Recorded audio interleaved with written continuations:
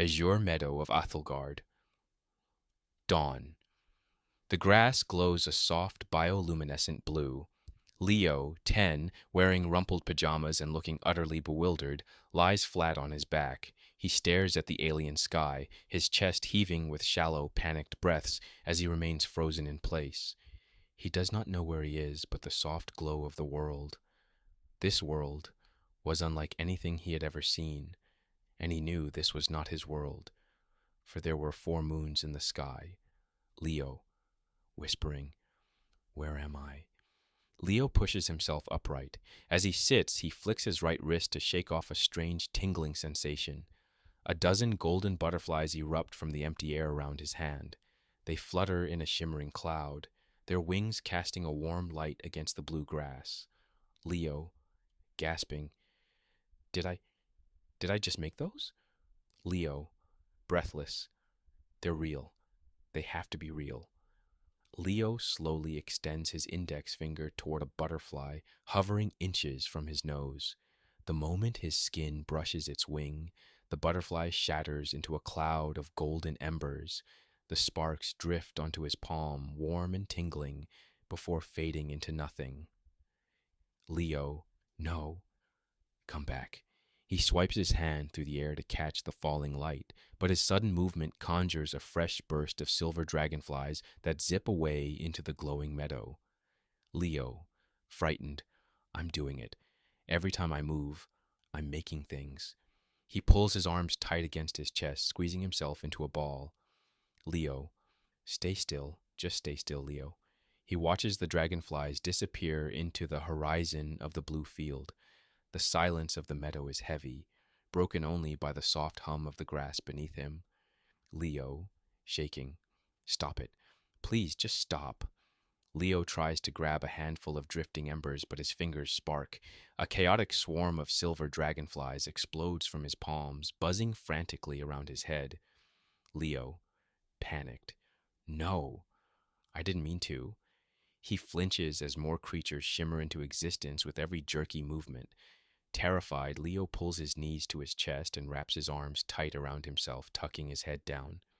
Leo, sobbing, "Don't move, don't breathe, just stay small." He remains curled in a tight ball, trembling as the silver swarm slowly thins out and vanishes into the silent, glowing meadow. The chime-glass forest.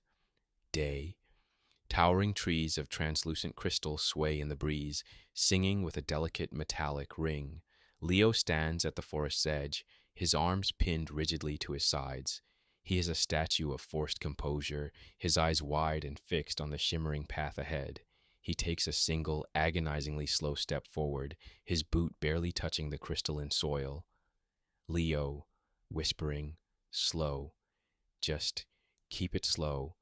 He takes another cautious step. A glass leaf falls, shattering near his foot with a sharp, musical tink. Leo flinches, his shoulders bunching up toward his ears. Leo, "I can't do this." My hands won't stop shaking. He clenches his fists until his knuckles turn white, trying to choke back the rising panic. Leo, gritting his teeth, "Stop it. Control it." A low, rhythmic thump echoes from beneath the soil. The ground fissures at his feet. Thick, oily black vines burst from the cracks. They are covered in jagged barbs that glisten like obsidian. Leo, "No, not again." The vines pulse in a steady, frantic beat. Thump, thump, thump, thump, perfectly synchronized with the racing thud in Leo's chest.